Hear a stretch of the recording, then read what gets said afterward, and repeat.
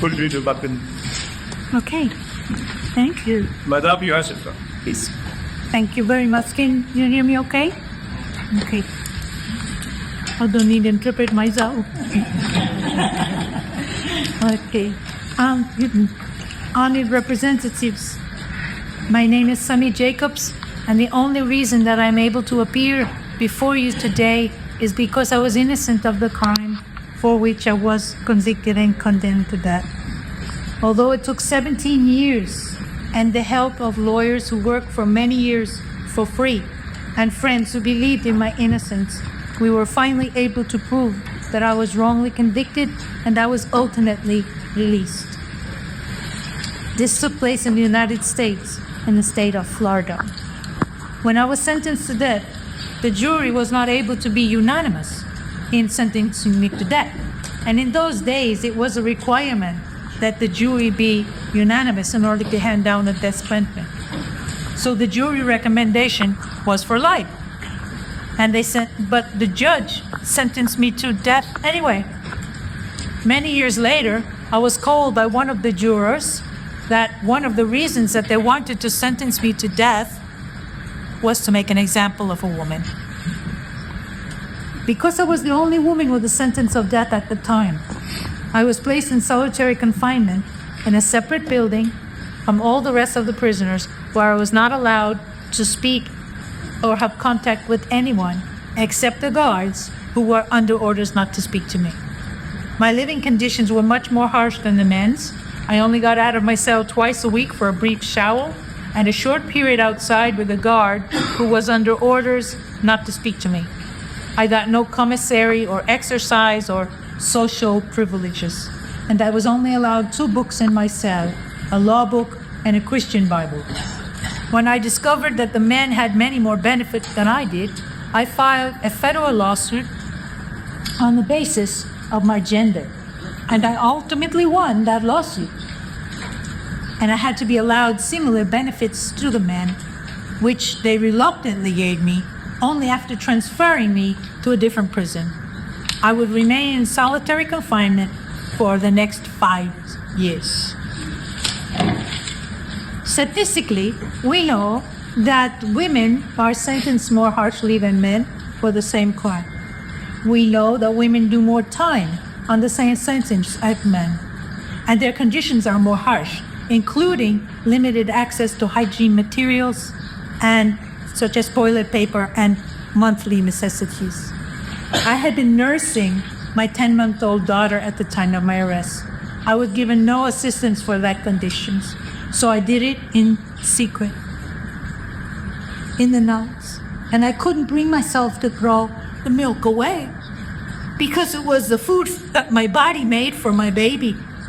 So I drank it myself, and I did this for an entire year until finally I let it broke.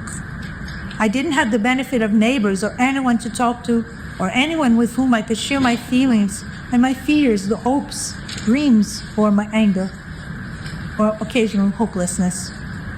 And all this was because I was a woman, and there was no provision made for the special needs of a woman sentenced to death.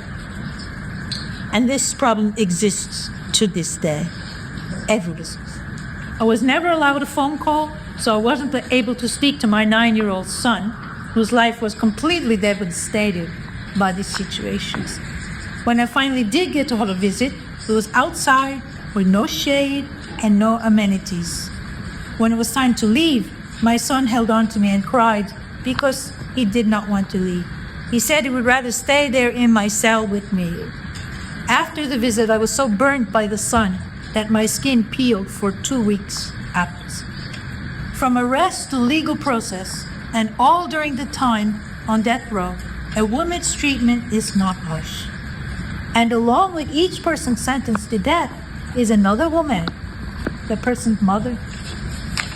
My mother said she had not slept well since I was put under the sentence of death because she feared that they would come and take my life.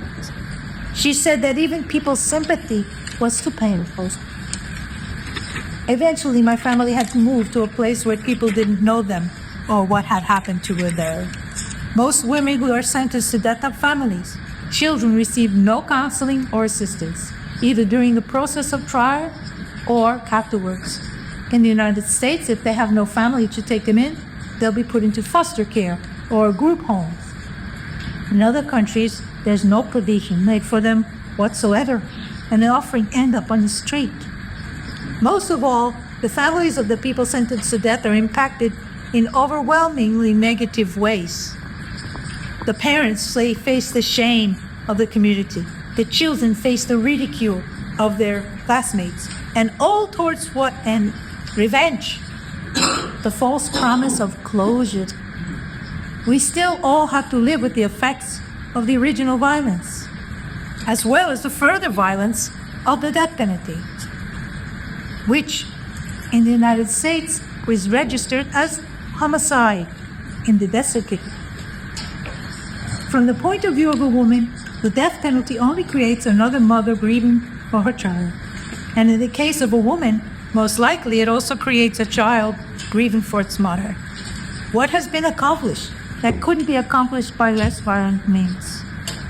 At first, I lived in fear of them coming to my cell again. No one would have known because there was no one there. Every time you hear the footsteps coming down the hallway, and it's not mealtime, you wonder, are they coming to serve you your death warrant instead? I wrote my thoughts and my feelings on little scraps of paper so I had something to leave behind for my children in case they did take my life. We will always make mistakes. It is our human nature to make mistakes, but we can limit the damage done by our mistakes. We can limit the damage done by the violence on top of violence, creating more grieving. And I said that ending the death penalty would be one big step in that direction. Let us focus on healing as individuals and as a society and as the global family. It's obvious that focusing on the punishment has not and never has been the answer. And with recent world developments, it has become abundantly clear that we must be more vigilant than ever when it comes to the death penalty, and most especially when it comes to women and others who are not of the biological male gender, because there has been a big movement going backwards. So it might be time just to hold the line until the pendulum swings the other way again. But it's up to us not to allow things to go backwards until we can hand over this effort to the next generation. It's sad that we have to hand over this to the next generation. We find ourselves fighting the same fight that we thought we had won in the 1950s and 60s. Sad to see our granddaughters and grandchildren having to face the same prejudices and barriers. I always hoped that I would see the end of the death penalty in my lifetime. But even if I don't, it won't be because I didn't try. And so it is with great respect and gratitude that I sit before you today in order to hand this quest over to you to continue this fight for the rights of humanity, of women, and all people of alternative genders, so they can have proper, humane, and equal treatment until we can end the death penalty entirely, as well as in the world in general. Honored Representative, I thank you. Thank you.